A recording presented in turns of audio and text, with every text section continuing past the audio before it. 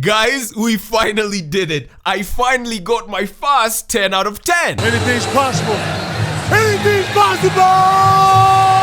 Nah, but I'd always thought the phrase suffering from success was a joke till I lived it, G. But before we get into that, let me break down the backstory. See, unlike your average Redditor, I get girls. But the reason I believe my relationships always go smoothly is cause I date ugly girls, fam. See, the problem with mandem today is they're too greedy. They wanna go 3 for 3. A girl with a gorgeous face, heavy chest, and fat bunda. But for me, a 1 out of 3 is just fine. Hell, sometimes I'll even go 0 out of 3. I'm chilling, fam. I'm with whatever. I'm with everything. Like, I'm with it all. So last August, I'm up to no good on Instagram liking feed pics when suddenly I get a notification from Bumble. But immediately I see Shorty's profile, I go, I knew it was fake.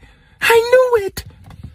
I knew it. Cause this woman was too gorgeous to be real. This was obviously a scam. But seeing how she was light-skinned with dreads, my PP immediately stood to attention and went, who cares, brother? Who cares? And I responded to her dry ass hey with, so where would you like to go for our future date? Whoa. Before you call me a simp, this was all according to plan, fam. I call this the simp fast bug later technique. So I get her number, secure her IG, and turns out my PP was right. Emma was indeed not a scammer. Fast forward to the first date and bruv, I wasn't ready. I'd already done some short video calls with her, but when I saw Emma in person, I immediately knew. Jesus Christ, I'm finished. Cause she was mad beautiful and curvaceous in normal clothes. Normal clothes, fam. And the moment she arrived, everyone started staring. Men, women, babies, so it made me even more tense, but your boy locked in and started talking. Fam, not only was her voice cuter than a box of puppies,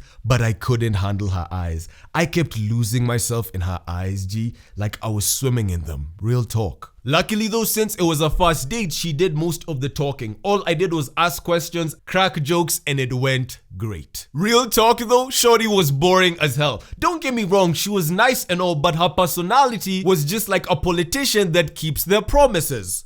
Non-existent. I took her out on 3 more dates, and by the end of the month, we were official. But this was the beginning of the end, fam. Because one of the first things I learned dating Emma was pretty privilege is 1000% real, G. Doesn't matter where we'd go, everyone would treat girldom like she was royalty. Fam, there were hella times where we'd pull up to places and I swear to you the waiters would give us free drinks, free sauce at KFC, and security guards would suddenly become tour guides every time she'd ask for directions. And the wildest thing was Emma was used to this. I'd bring up how weird everyone is acting, but she'd always look at me confused like, what do you mean? And that's when it hit me. This was always her reality. But bruh, the downsides of pretty privilege was I deadass had to stop being her boyfriend and turn into the head of Homeland Security the way I'd have to protect her. And this honestly starts to ruin your outings, because instead of relaxing and enjoying Shorty's company, you're like a soldier always analyzing the battlefield for potential hostiles.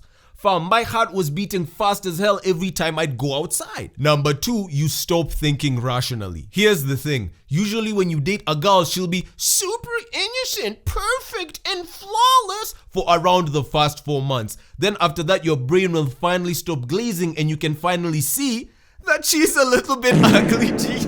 Like she's got flaws, she's not an angel, she's a human being, right? But bruv, Emma was so hot that her beauty never ran out. Call her Gojo cause it was genuinely infinite. My brain literally never left the honeymoon stage even half a year into the relationship. And what made matters worse is I stopped gooning cause real talk, it's a waste. Why the I waste my man juice, my brogurt, my DNA smoothie on pixels when I have a freaking Victoria's Secret model on speed dial? That's like owning a PS5 but getting excited over Subway Surfers. It's stupid. So every time we'd maybe have a fight, I already knew I'd be starving for at least 4 days. It was rough. And this is why I honestly loved ugly girls, because when I date them, okay, that's a stretch. When I'd smash them, I never had a problem with them holding the kitty hostage whenever we'd argue. Oh, and by ugly girls, I'm talking 3 out of 10 and above.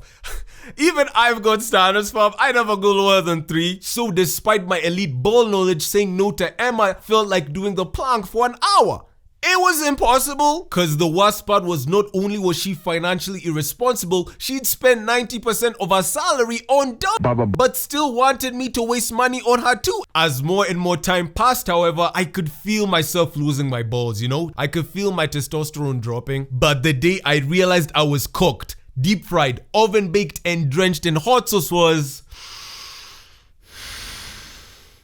during the PSG-Chelsea game in March. Now, for context, the lads and I hadn't met up in months, so one day we decided to link up at the local to watch a game. My homie Baddie and I like PSG, while the rest of the group has shit taste. So I already knew we were gonna be screaming at each other over millionaires kicking balls for 90 minutes. As men do, right? But fam, as the game gets into halftime, Emma sends me a naughty pic saying she's bored. And fam, I told the lads I'm going to the toilet, then I just left. Now, was our wrestling session good? Yes.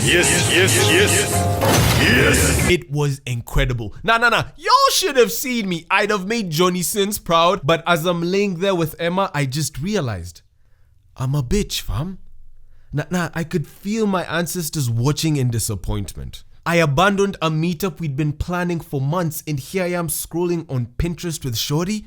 Who is this guy? This isn't me. This is an imposter. Why am I on a skincare routine? Why am I listening to Emma rant about astrology instead of watching Dembele? Why are there roses on my bed? This isn't me, bro. So after the post-nut clarity hits, I called the lads and they were just disappointed. They didn't even roast me. They just told me to get help.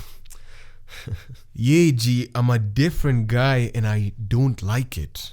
And it's not even Emma's fault, you know? She's super chill, nice, and fun to be around. Whoa. What if this is just a pretty privilege making me say this, right? Like, I can't even know for a fact now. But this is on me. This isn't my first rodeo, so how am I falling for this, you know? Now, you're probably thinking, wow, research, I mean, if you're not happy, maybe it's time to take a break, right? And I hear you, but all I'll say is, are you mad?